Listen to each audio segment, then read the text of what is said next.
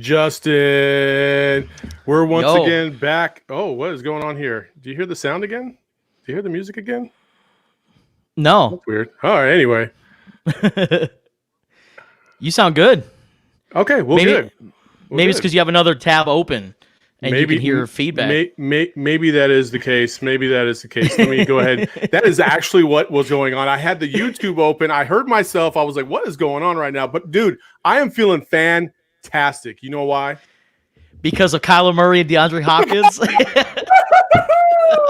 Yeah, buddy. What a catch. What a play. 11 seconds on the clock, and I said, I turned to Estelle, and I was like, I got a funny feeling about this. No BS. No BS. Ask her. She will vouch.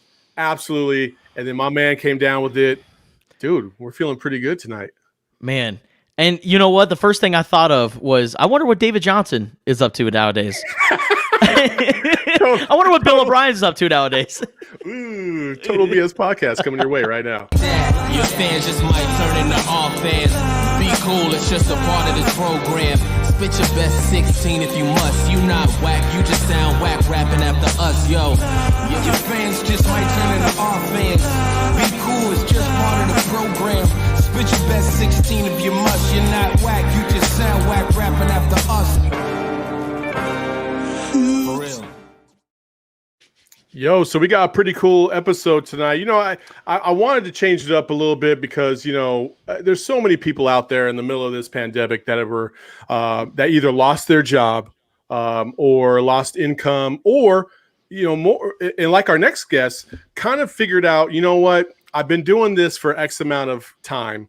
And now I kind of want to do something different. And this pandemic has afforded opportunities like this for people all around. Like, heck, we started this podcast during this pandemic, and now, you know, it's a weekly thing, and we love it, and it's been successful, and we're big time in India. Like, I mean, you know what I'm saying? Like, it's been awesome, you know what I mean? And so I wanted to bring this person on because real quick, if you're on TikTok or if you're on Instagram, you might have seen her videos, and she's always talking about resumes or what to do or what not to do on the job search. And she has a history. This is her career field. This is where she's come from. So I wanted to bring on Samantha Sloane from Ambition Mate, and she joins us on the Total BS podcast. Samantha, how you doing today? Hey, how are you? I'm good. Thanks for having me. Fantastic. Yeah, thanks for joining us. You know, I want you to kind of tell people your brief little history and how you started Ambition Mate, why you started Ambition Mate, and what was going on in your life during this pandemic that made you go that route. Yeah, for sure. So like you said in the intro, this pandemic has been insane. It hit all of us, you know, right in the gut.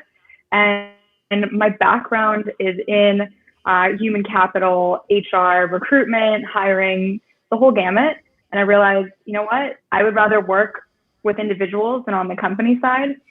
And, you know, like everybody had all this free time with the pandemic, and started the TikTok page, started my web page, and then Instagram too. And I've been able to work with folks from actually all over the world, which has been amazing. And since August, short period of time. Awesome. Yeah. I encourage anybody that has any questions, please put them up in the comments, or we will show them up on the screen and have Samantha answer them as they come about. But really, this is a good opportunity to kind of reset, because there's a lot of different things that people have to go through right now compared to where they were pre-pandemic. Zoom interviews is the biggest one now instead of in-person interviews, things of that nature. What has been the biggest thing? What's the most popular question you get asked? I think the most popular question I get asked is how to set yourself apart, whether that's Zoom or whether that's, you know, even before this pandemic, is how do I set myself apart? What do I do? How do I stick out? I don't get any responses back. That's normally what people ask me. Yeah, I mean, that's fairly common. Go ahead, Justin. And there are a lot of younger people. Like, I feel really bad for college students who just graduated and are entering the work field, because it's during a pandemic, jobs are getting cut left and right. So there's not really room for a lot of younger people entering the work field. What advice do you give those guys or those people who reach out to you? Yeah, for sure. So I think with new grads, the biggest thing that they should focus on is mitigating risk, right? Hiring a recent graduate is a huge risk because you don't know how they're going to be in real life. They may be great students, they may have this great academic background, but that doesn't necessarily translate into real life work scenarios. And in any normal time, companies take that risk. They give them minor responsibilities and build up from there. Salaries tend to be, obviously more low. But with this pandemic, I think companies just haven't been taking the risk. And in turn, they've been putting more pressure on their existing employees, taking those entry-level responsibilities and dumping it on the existing employees, which makes it even harder for folks who are new graduates. So I think the biggest thing that people can do is try to think about, how is someone seeing me from the other side, and how do I try to dismay those maybe misconceptions right out of the gate. Mm-hmm. Awesome. But we got one question. I'm sorry. Go ahead, Justin. You want to finish? No. I was going to say, but it's more than just how you look on LinkedIn. I know LinkedIn is very important, but what are maybe some other things that people need to do better at to present themselves in a better way? Yeah, so I think coming up with examples is huge. And if you don't have work experience, maybe it's specific classes that you took. Maybe it's specific case studies that you did in school. Maybe it's internships and externships, a mentor that you worked with. Maybe it's specific research that you've done. I mean, you can dig in your own life, but find specific examples that show your abilities, right? And then that's typically what's missed in interviews is people don't know how to translate what they've done or what they're capable of. So practicing ahead of time is important. So that's one good kind of segue into this question, actually. So there was 500 people at ESPN that were laid off, and that's a common thing around the country, not just at ESPN, but a lot of companies laid off a lot of people. How do you think, not so much that how it'll affect the sports media landscape, but how do you really repurpose your experience at one entity and then take it to another one effectively? Yeah. I love this question so much, and I focus on this a lot with my content of taking the skills that you have and translating them into something different, right? Even if you are switching careers, if you're switching companies, if you're switching job titles, there are applicable skills that you're doing right now. You just have to do the legwork for the interviewer and tell the story yourself. You can't necessarily leave it up to the person interviewing you to put two and two together. Sometimes they don't care. Sometimes it's just easier not to. So you want to make it as easy as possible for that person to say yes, right? So whether that's like organization, whether that's skills with data, whether that's team leading, team building, whatever it is, take it and put it into why it translates and where those symmetries are.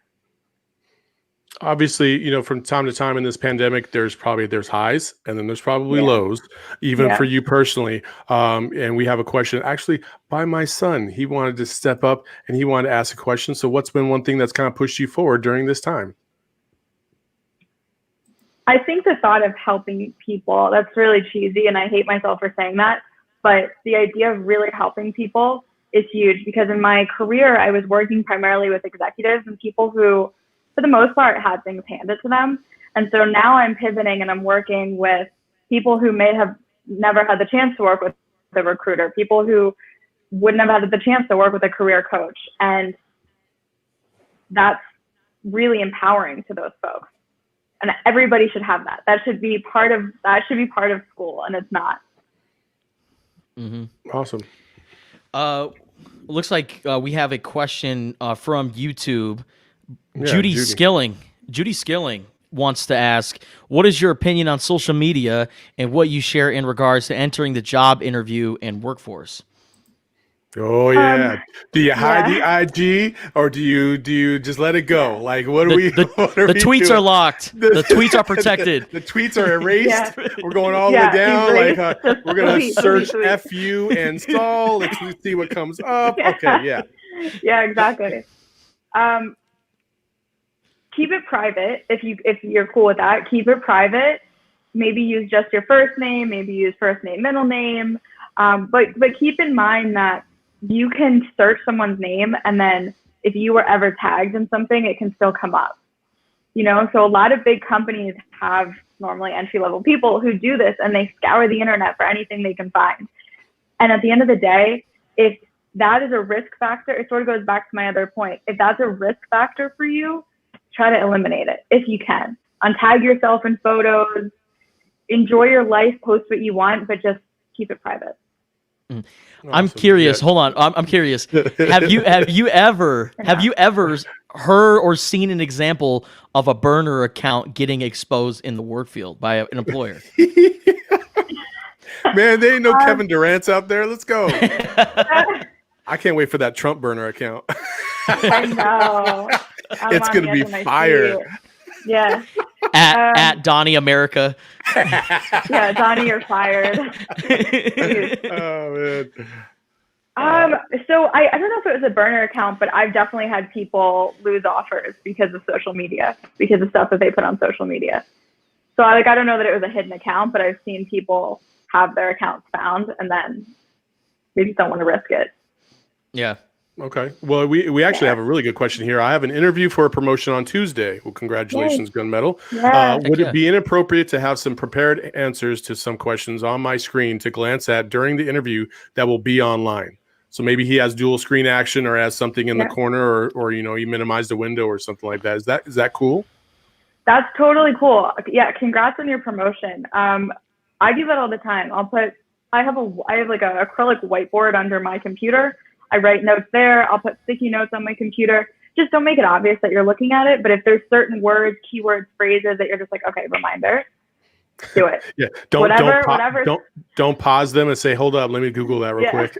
Yeah. Don't read to the side. But yeah. And if anything, have it like you said, either dual screen or fully to the side. But that's a great idea. Best of luck to you. Yeah. Awesome. And also make sure that all the answers are put in correctly so you don't Ron Burgundy it.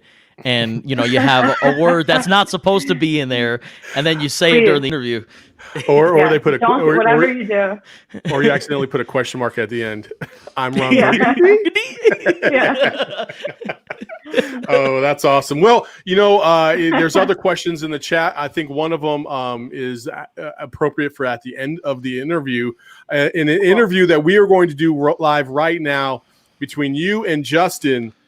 Justin, we'll just say that he's going for a position at your company, Samantha, and we don't know what company. We're just, this is just surface level stuff, people. We're not going to say he's trying to get a job at an adult toy store or something like that, but which he probably would with that jacket. I mean, you look like you're going incognito. What's going on, man? Jacket. He's never going to live it down.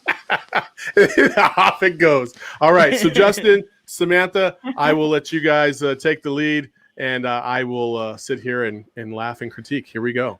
All right. Yeah, please critique. All right, cool, Justin. So I picked out 3 just really high level questions to help the audience, and then I'll give you feedback after. Cool? Great. Awesome. So I'm going to start out with this quintessential, why should we hire you? I'm hardworking. No, but one thing that I've always been great at is being available. One thing that you're always going to have in me is that I'm always going to be available. And that way, if you need me at any time, odd hours of the day, whatever it is that I can do for the company, I'm a total team player. So as I've always been told, availability is an ability. And you can ask anybody, my references on the resume that I provided you, they'd be the first one to tell you that I'm a hardworking person. Were you about to say you can call Saul? You better call Saul, man. Better call Saul. Just so we all know, Samantha, this is true. This is actual true facts. Justin once beat me out for a job. So he knows what he's doing in relation to me for sure. Absolutely. That's awesome. Now, did it work out for me later on? Yes, it did. But yes. It worked out a lot better for Saul, for sure.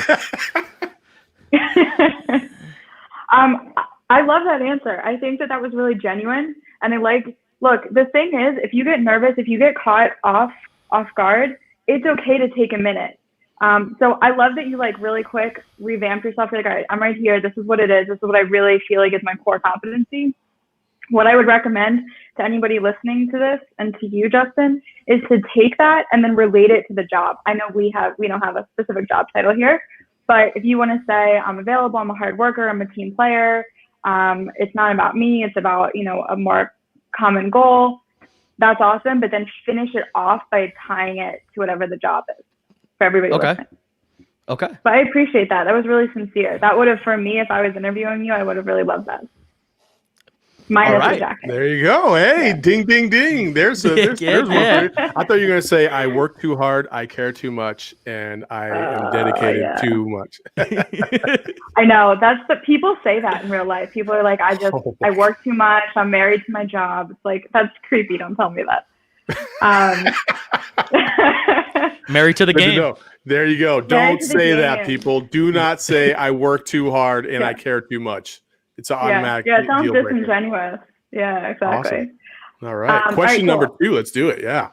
Cool. So question number 2, Justin, what do you feel like your biggest weakness is? Your greatest opportunity for growth?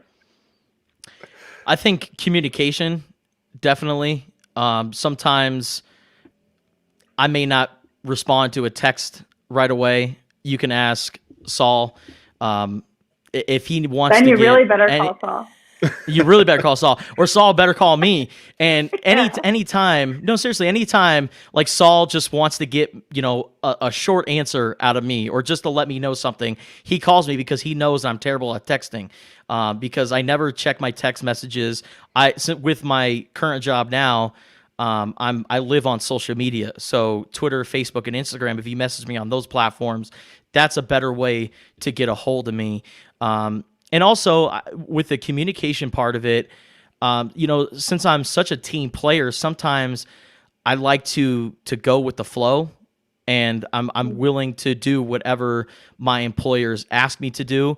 So I think maybe having some leadership and actually voicing my opinions in the work field, I think that would probably be my biggest weakness. Okay. So can you tell me more about the second part, how the leadership is a weakness? Oh, he's a pushover. No. If they ask him to do something, 95% of the time, he's going to do it.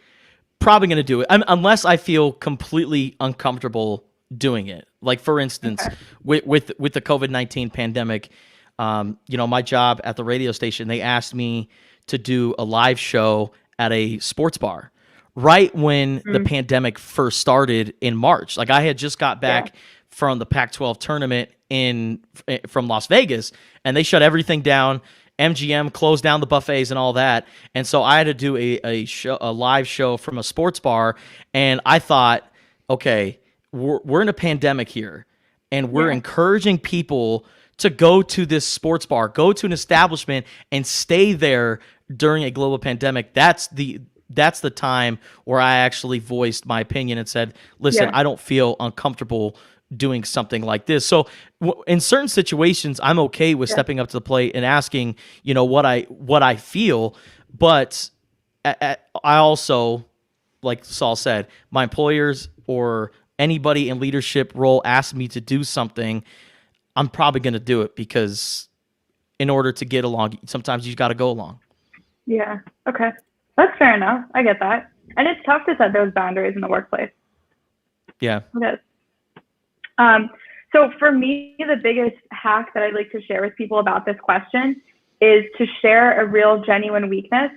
If you can, make it so it's not directly related to the job. And then always finish it up by, this is how I'm working on it, or this is what I've learned is helpful, or these are steps that I'm taking to mitigate that.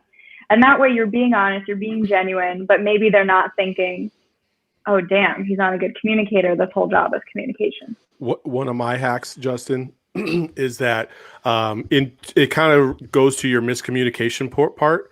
Is I would say, one time I was in the middle of a situation and my boss had told me to do something, and I wasn't exactly clear on what it was he wanted me to do, but I didn't want to ask. So I just went ahead and tried to execute it, and it didn't work out the way he wanted it, nor the way I wanted it. So I think a better form of communication, which I did learn from that point, is something that I feel like from time to time I can get a little hazy on, but definitely working on it every single time. And that's why I try to move forward with it. Yeah, that's valid. A lot of people don't ask questions.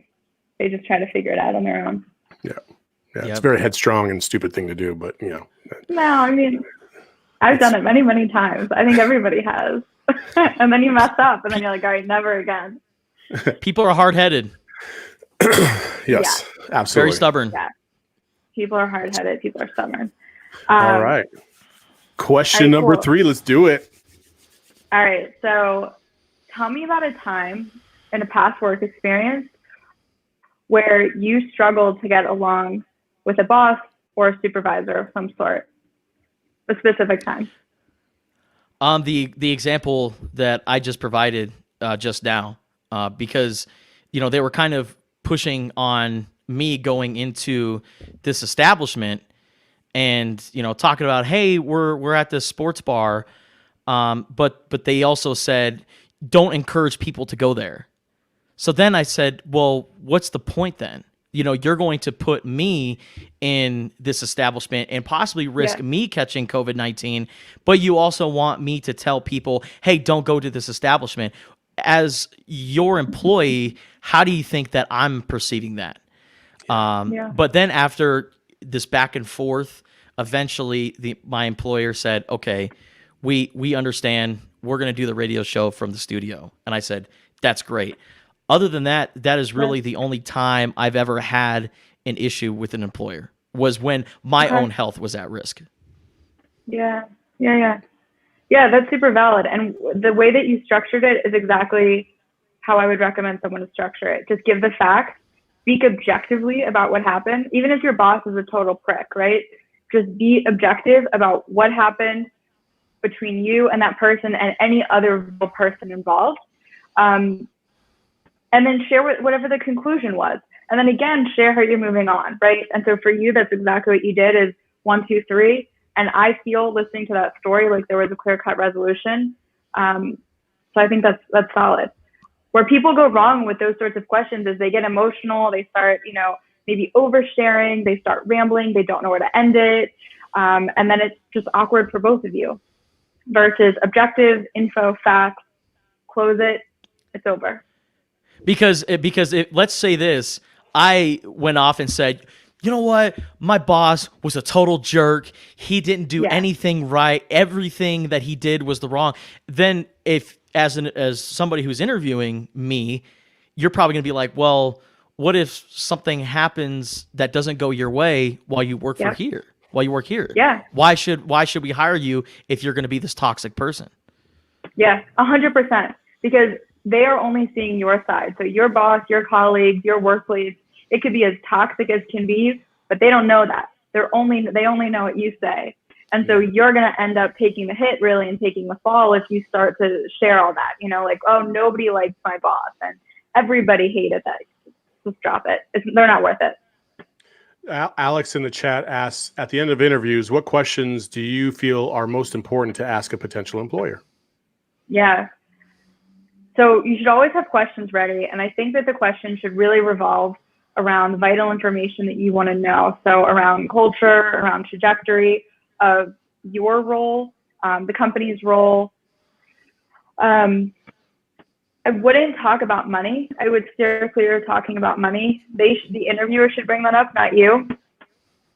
And then I also like to ask about different initiatives that are going on for employees around growth, right? So that could be mentorship program. That could be, what are they doing to help new employees who are onboarding remotely? What is something exciting going on in, the upcoming year? Things like that. Okay, then finally, go ahead. Oh, sorry.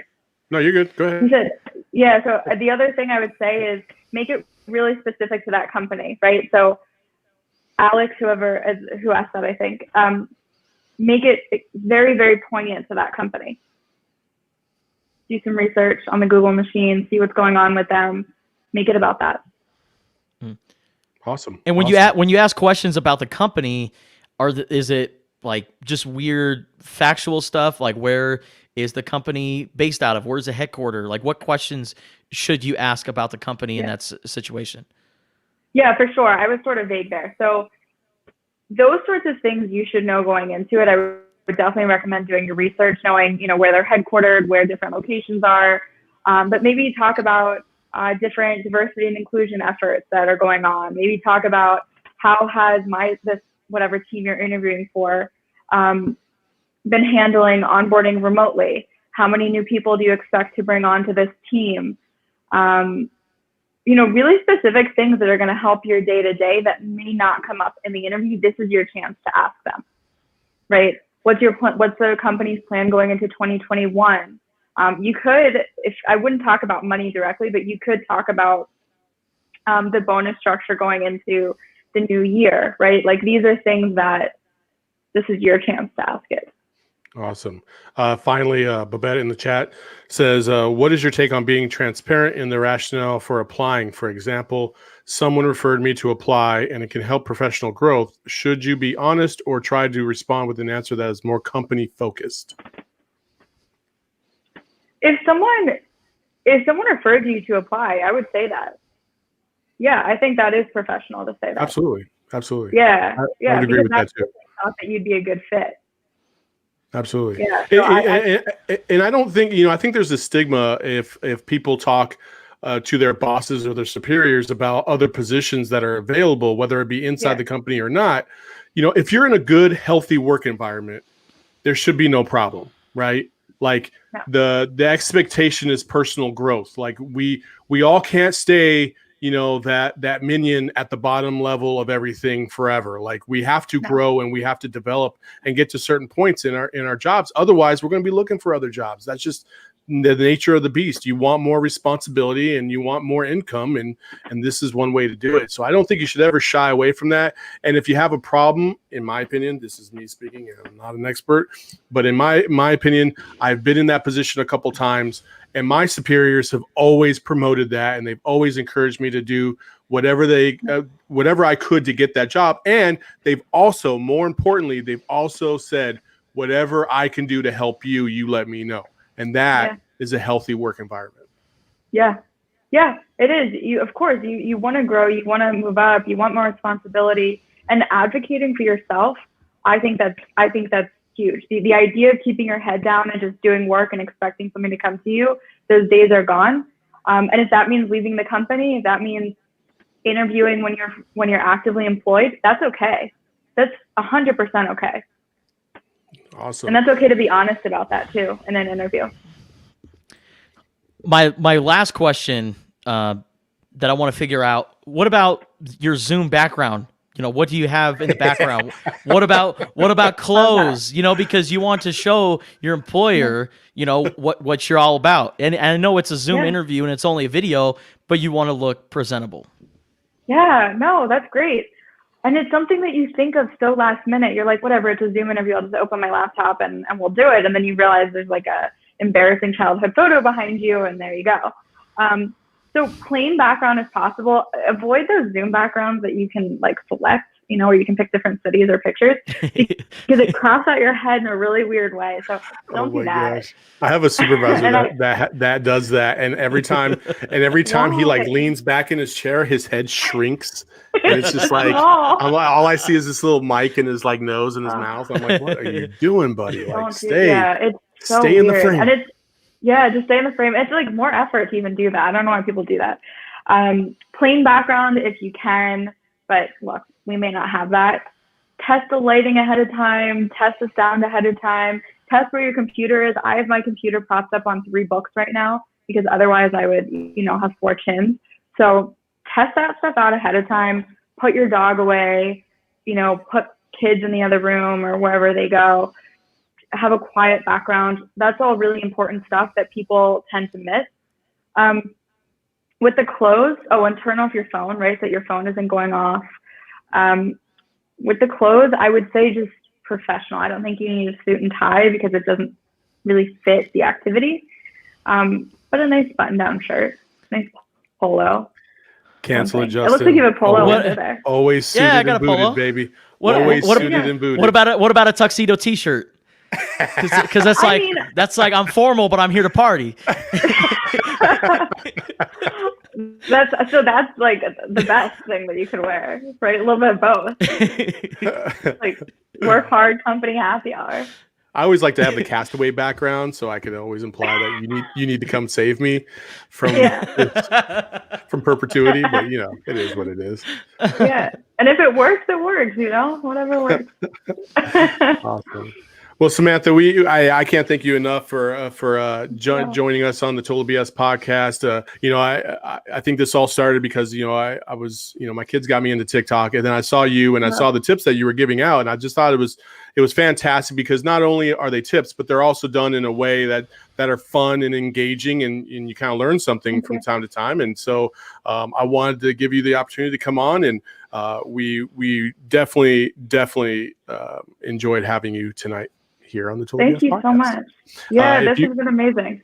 If you want to find Samantha, you can find her at ambitionmate.com, or you can even text 332-220-0365 and get the ball rolling. If you have any other questions for Samantha, that would be fantastic, and hopefully you'll get those answered because she does respond promptly, usually within a matter of minutes, if not less than an hour or two. She's usually pretty prompt in her response. Communication is her strong suit.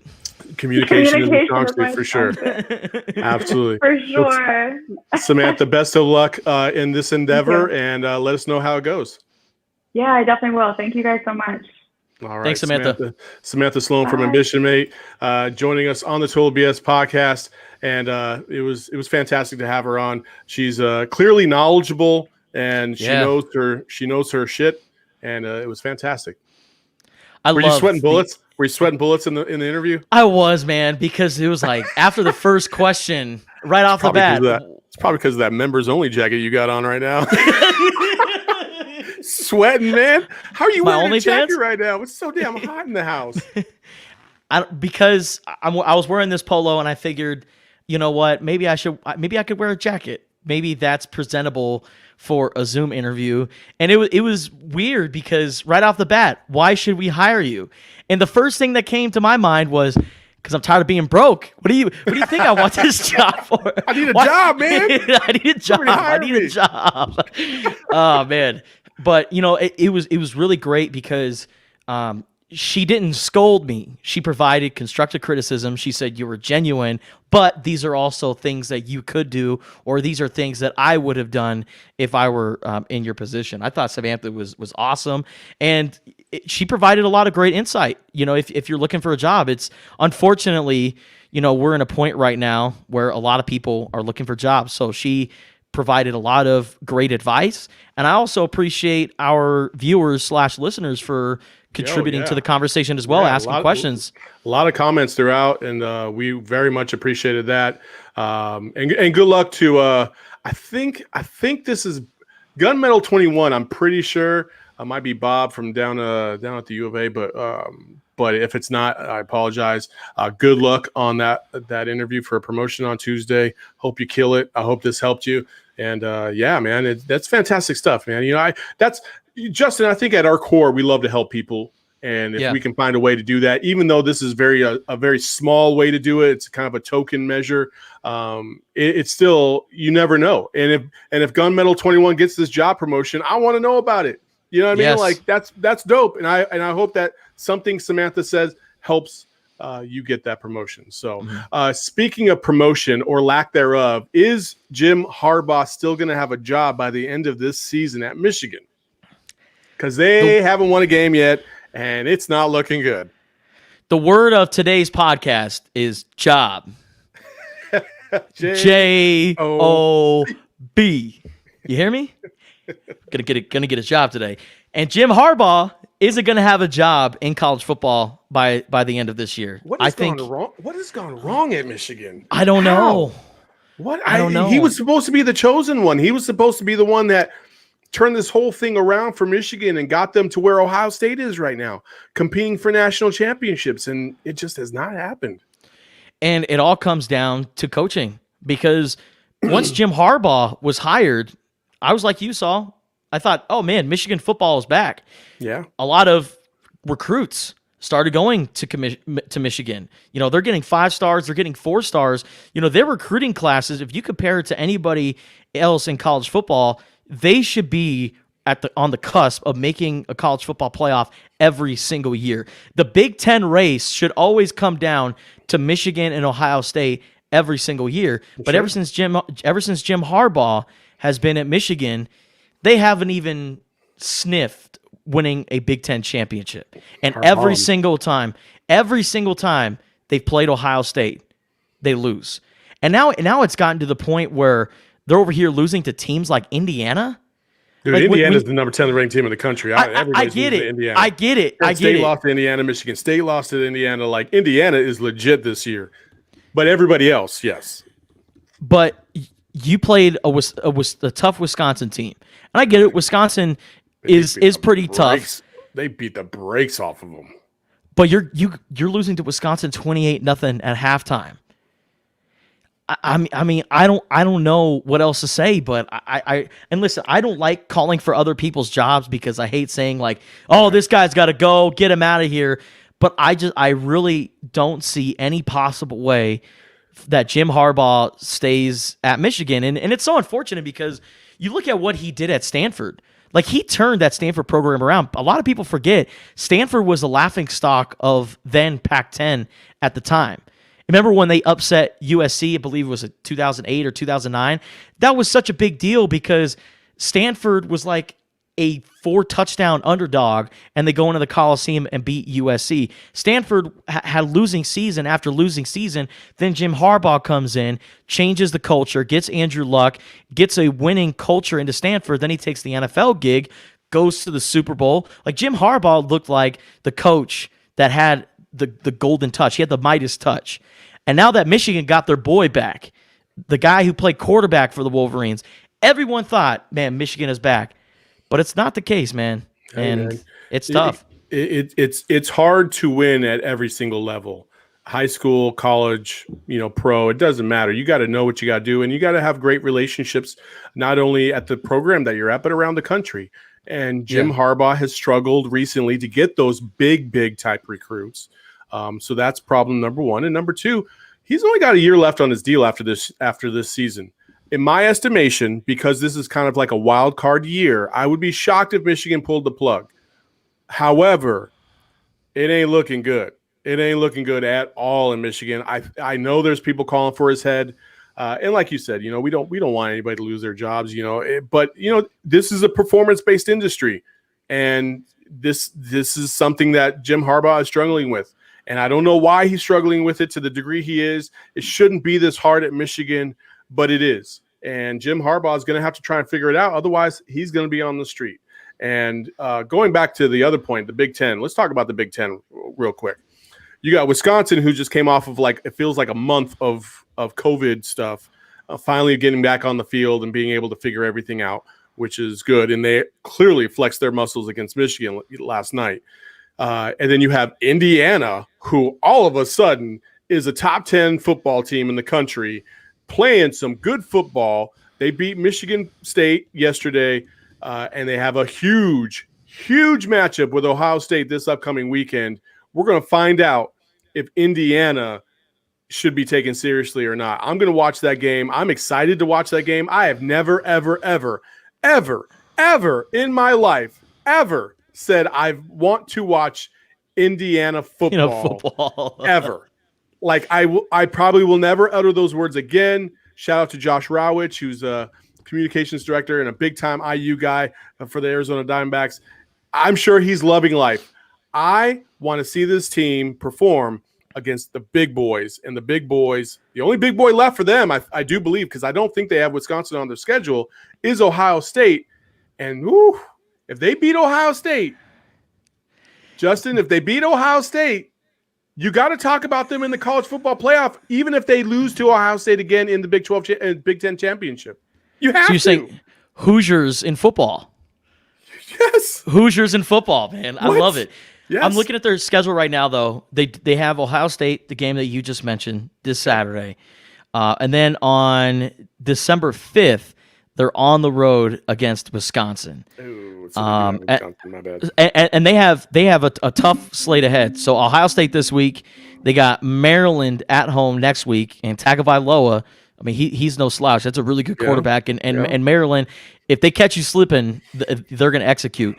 And then they have that game against Wisconsin, and then they close out the season against Purdue. But the way Indiana's looked this year, I don't think they're going to have any issues with the Boilermakers. But you mentioned the Big Ten race, Saul. And if they were to hold off Ohio State and Wisconsin and win that part of the Big Ten, talk about 2020 and how wacky college football is. We could be looking at a Big Ten championship of Indiana and Northwestern. Crazy. Indiana Northwestern. Like Crazy. the two journalism schools in the Big Ten are playing against each other in the Big Ten. It's in the Big Ten championship. It's awesome. You know who's probably not going to play in the college football playoff? I don't know. Anybody from the Pac-12. It ain't happening this year, dog. And I love it. Listen, like, we are not trying to make light of a tough situation. There are a lot of fans out there that were upset last week when the University of Arizona couldn't play, when Cal couldn't play. A lot of people were upset.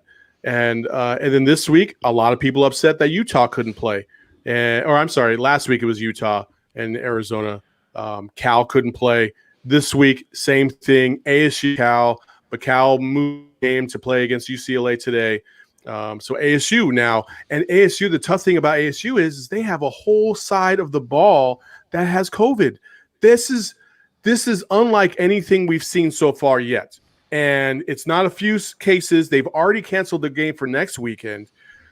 Justin, ASU is legitimately one of the top 3 or 4 teams in the Pac-12 as a whole. Yeah.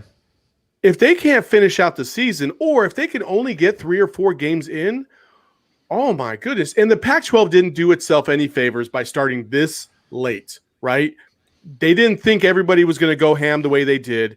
And now it's looking like another one of those bad decisions that the Pac-12 has been known to make in its run of late. You know, everybody else put themselves 6, 7, 8 games into the hole right now. They only got half the season left. So if COVID hits, you can sprinkle a game or 2 here and there, but at least you've played a solid schedule. 8 games, to me, is a solid schedule. The Pac-12 started off with 7, and now it's going to be maybe 5. ASU's at 5 right now, so they got to make up a game at some point to even be bowl eligible in terms of Pac-12 standards.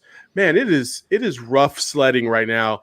I don't envy any one of these kids. I feel horribly for them. Every single one of them. They want to play. They want to play. And now it's going to be taken out of their hands. And who knows what's going to come down. You know, there's been rumors federally that, you know, the change in direction of this country, you know, with a potential Biden presidency, because obviously it's not official yet, whatever.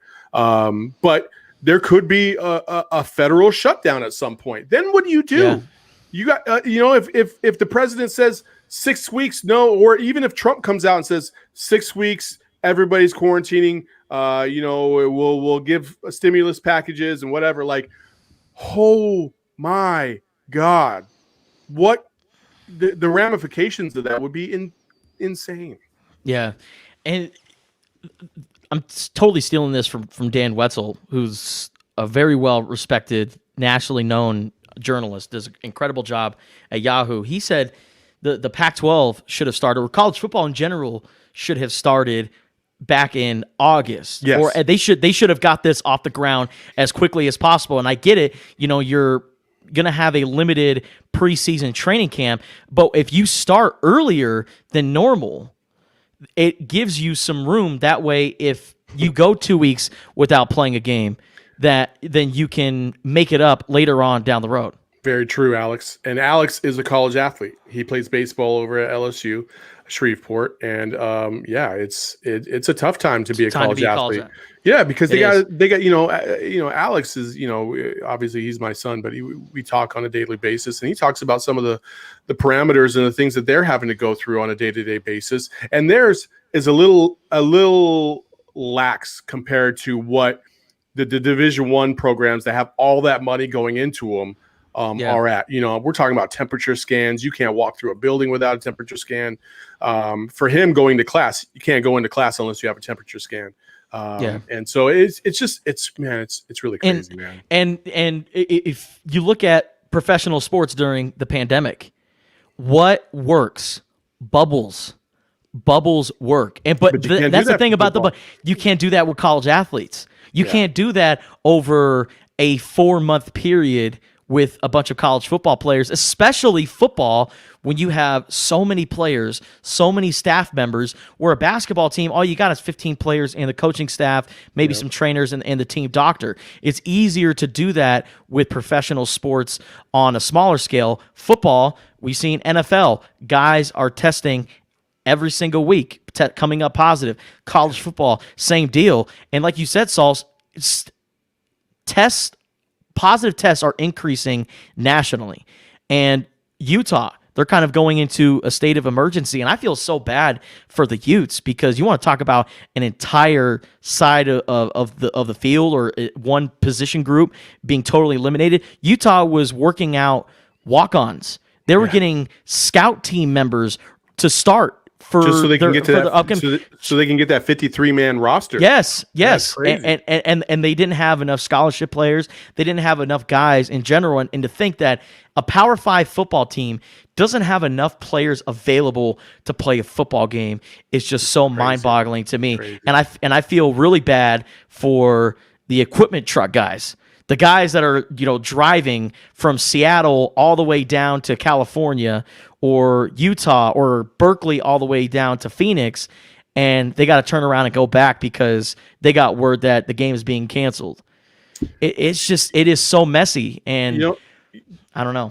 Yeah, man. There's no easy answer to solve any of this. And I'll also say this too, by the way. What's his name? Mississippi State coach Mullins. Oh, right? Mike Leach? No. I'm sorry, not Mississippi State. He just got fired today. Will Muschamp. South Carolina. Will Muschamp. Sorry, South Carolina. My bad, South Carolina. Yeah. So he gets fired after starting off 2-5 this season. Will Muschamp gets fired. I believe they owe him $15 million left on his salary. Okay. Yeah. Meanwhile, the University of South Carolina made everybody take a pay cut faculty-wise in recent weeks. What in the hell? This is, and I'm gonna tell you what. Hey, the chickens are coming home to roost, because these programs that have put so much money into their coaching staffs and all this other stuff, in comparison to the rest of the faculty, when you start cutting people's salaries and let's say you're making 80, and now you're taking 10% of that off. Dude, that's a significant chunk of change. Or if you're making 60, now you're making close to 55 or 54. Like, dude, that's not cool. And then meanwhile, you're still going to pay this guy $15 million. Do you know how much money that would have saved, and how many jobs that would have saved on to not campus? To not coach. This dude's getting a free ride. Nah, man, I would have just reassigned him. I'd have been like, all right, man, well, guess what? You're a $50 million janitor, man. Go sweep up some shit. Yeah. And every university's had to make those kind of cuts for the most part. Yeah. And it's hard as a faculty member. And we both know, we've both met faculty members and professors that just are not sports fans, and they don't understand why so much money is going into the sports, into athletics, and the ridiculous salaries that college that head coaches make. We know those people. Could you imagine? Oh, hey, Professor so-and-so, we need you to take a 10% cut. Okay, I understand. It's going around. Cool. By the way, head coach down the road, not going to take a cut, and we did fire him, but we're still going to pay out his entire salary. What? But it's a part of their contract. And that's the unfortunate part about all of this, is when these guys signed these contracts 3-4 years ago, they weren't expecting a global pandemic to have a financial chokehold on your athletic department. But again, it's keeping up with the Joneses, and the keeping up with the Joneses has put every college institution into this predicament of, inflated salaries because now we need to try and make money so we can recruit kids, and we need to try to fundraise so we can build cool buildings and athletic facilities, and we need to fundraise so we can get so we can pay Coach X and X more money, and everybody's competing against each other, and it just gets higher and higher and higher and higher. Hey, it's like a balloon. You blow that balloon up too much, it's going to burst at some point. And I feel like now, inadvertently, it is bursting. And college athletics, I think you're going to see a lot of professors, or I'm sorry, not professors, school presidents and athletic directors take a real hard look at who they're paying, how they're paying, and why they're paying so much money for a lot of these things. Absolutely. It might not happen in the South, in the SEC, because football is God. Yeah, it's king out there, man. I'll tell you what. But but out here in the West, for sure, like the University of Arizona had to cut 50 jobs. I think it was 30 or 50 jobs the other day. 36 total. Yeah, in the athletic department. You know what I mean? Meanwhile, you have coaches that are making, 8-figure salaries. Like, at some point, you got to say, is it worth it? Yeah. So, anyway, let's move on to basketball before we wrap it up with our two main segments. But, dude, hey, right here. What do we got right there? What is it? Is that a KD? Side. Oh, it's KD, baby. James Harden might be going to the Brooklyn Nets. What? Man, when I got that notification, I got scared.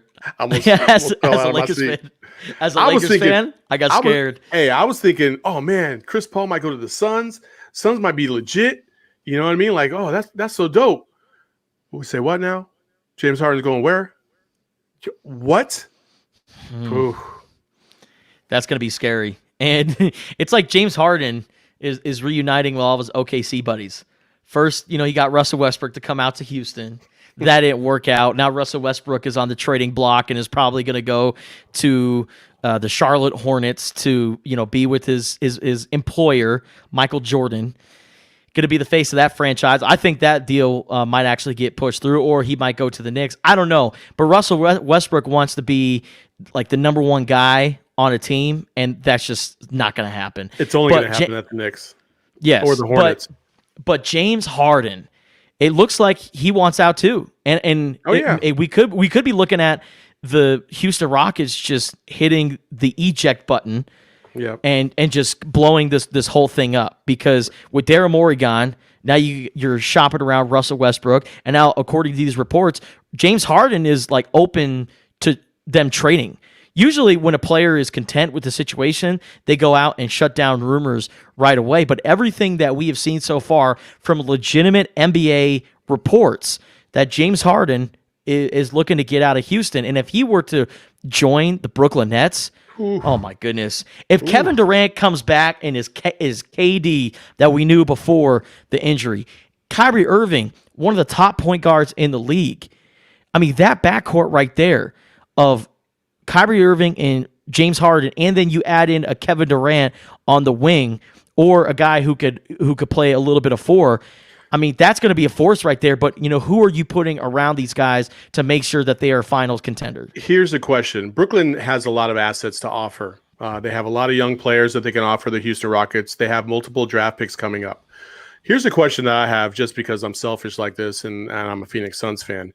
If you're the Suns, and I know CP3 has been rumored to be going to the Suns, and CP3 is very interested in going to the Suns, do you at least entertain the thought of maybe James Harden instead? Oh, but what are you going to do with Devin Booker if you're the Phoenix? Are you talking about from the Phoenix Suns standpoint? Yeah. You add James Harden. So you put Devin Booker at the 3 then? No, James is essentially a 1. Let's be real. He's the one that handles the ball the entire time. You know what I mean? Like, James is running point forward. That's what he is. Okay. He's running the 1. And then you still have Booker, maybe you draft a point guard, whatever. But you have playmakers. James Harden is a playmaker and a machine scoring-wise. Now, the ball sticks in his hands a little too much, right? So in that context, it wouldn't make sense. That's why CP3 would make sense. But, I mean, you at least got to kick the tires, right? Sure. And there's a connection there. He played at ASU. so he's very familiar with the Phoenix area. He spends his off time going to Phoenix a lot. Sometimes I'll get a Snapchat notification from my buddies who are at the clubs in Scottsdale, and they're like, "Oh, look at James Harden." James Harden has his jersey in the rafters at many clubs in the Scottsdale area. But James, I think the Nets would make perfect sense if he were to get out, and if they were to get a big three. And we've seen big three in basketball history. We've seen a lot of big threes happen. But if you get that big three of Kyrie Irving, James Harden, and Kevin Durant, I mean, it's going to at least get you in the playoffs and possibly a deep run. But my thing is, Saul, and you know this just as well as I do, what does James Harden do anytime he gets into the playoffs? Exactly. Did I do that right? James Harden is not a playoff guy. Kyrie Irving, we've seen him hit that big shot. We've seen Kevin Durant hit the big shot in the NBA Finals with the Warriors. But if you add in a ball dominant guy like James Harden, what does that do for you? It might be fun in the regular season, but come playoff time, there's only one basketball, and those three guys love the ball in their hands. How is that going to affect their chemistry when it comes down to crunch time in the playoffs? That's my only concern. That's the one thing, the big three, right? You had KG, the original big three, KG, Paul Pierce, and Ray Allen. Okay, each one of them had a different skill set. Okay, yeah. So their chemistry was really good, and plus they had Rajon Rondo, who was able to kind of control who gets what, when, and where. Then you move over in the other big three with LeBron, Wade, and Bosh, right? Again, three different types of skill sets, and LeBron's the playmaker there. He's the one that kind of determines who gets what, and he's such a good scorer that even if he decides I want to score 30, you're okay with it, right? The ones that haven't worked out is because their chemistry was too much. That's why Westbrook and Harden didn't work out, because who's giving the ball to who? It's not either one of them, and that was the problem. You have to have a good synchronous kind of method to why you're putting these guys together. Devin Booker and James Harden doesn't make sense because they both are scorers and they want the ball. And you're getting to the last 2 minutes of the game. You can't just say, "Oh, you guys figure it out." Like, one of them has to be the alpha. And then so that's why CP3 makes sense there. And man, it's gonna be interesting when you add Kyrie. Kyrie's not really a pass first point guard. He's definitely a playmaker. He's a ball handler. So it's going to be fun to watch. That's why the NBA offseason is the best offseason of all the major sports. It just is. There's not even close. Just headline after headline. Like the Lakers shipped off Danny Green and their number 28 pick, and nobody even seems to care because James Harden is apparently on the trading block. Where did he go? I didn't even see it. Oh, they shipped off Danny Green to Oklahoma City and the number 28 pick for Dennis Schroeder. Oh, that's right. Because they believe that Rajon Rondo is going to leave, so they need that point guard. And Dennis Schroeder, his skill set is kind of like a younger Rondo. So, PJ Tucker is also available, and I know that's another Laker rumor out there that the Lakers might be going after him. Oh my God, Lakers are going after everybody. He's only got 1 year left on his deal, and he's a perfect complement to what those guys are doing. So, anyway, awesome. Enough Laker talk. So it's time for our favorite segment.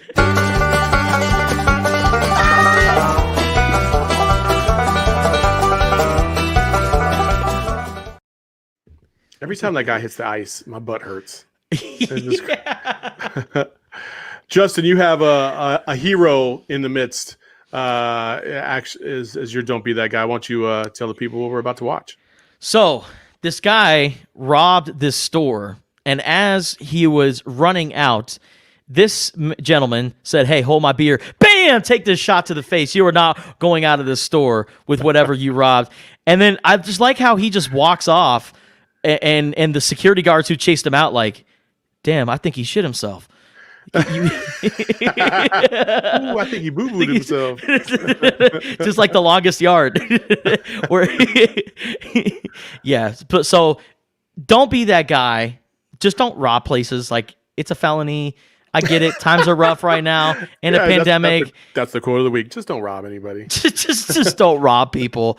And if you do rob someone, be careful because someone might say, "Hold my beer," and then roundhouse punch you in the face. So yeah, that's never a good day. That's just never a good day. No. Mine is about grooming. I know there's a lot of people out there that, in this pandemic, they you let their hair grow out. They maybe the back hair get a little crazy, or their ears, or whatever. The older gentleman. With this gentleman, it went to the extreme. My man was getting the full wax, all over the head, and them trying to pry this wax off my dude's head. Oh man, it hurt me to watch. Now, when you hear the audio, if you look this clip up, the guy's not in pain. It's all good. But man, alive, I'm like, dude, I don't know if that's really worth it. I mean, the hair in the ears, the neck, the chin, like that's not good for your pseudofolliculitis barbae. By the way, that's a big word. Pseudofolliculitis barbae. It's ingrown hairs, and when you wax like that, oh man, especially for the brothers, ooh, that curly hair, that could be a problem. That could be a problem. So yeah, don't be that guy, man. Just get your fade and get your nose waxed. That's cool. Your ears waxed, whatever. But bruh, like, do we have to do the whole head? I mean, they had to put tubes in his nose so he could breathe. What's the scene from 40-Year-Old Virgin when Steve Carell gets waxed, and then Paul Rudd, as soon as they walk out, he looks like a man of lantern. because, yeah, man. Oh. Have you ever been waxed?